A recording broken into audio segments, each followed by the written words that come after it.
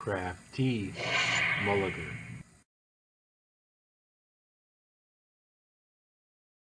This is my Joule Thief version. No, I didn't invent this, nor even is it my idea.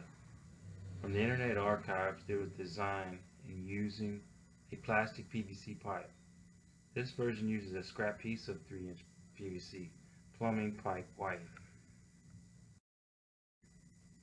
You wrap speaker wire all the way around. It's a bifilar winding. Next, you wrap it with electrical tape all the way around to hold all of the windings.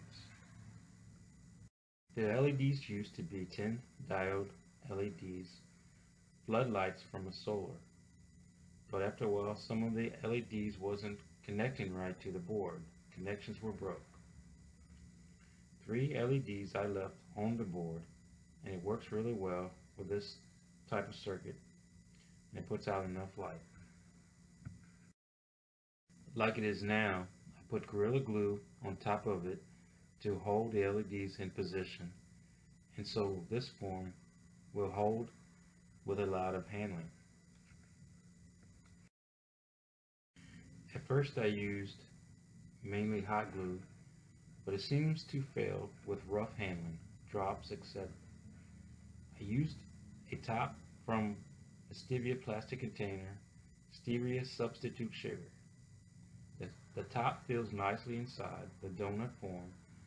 Then you glue the LED board on top of it. The back is from a homemade battery holder with a transistor and I believe 1K resistor glued on the board with JB well. As you know, the Joule Thief runs well, and a half a volt from a dead battery still runs well. In this photo, you can see 2 AC filters.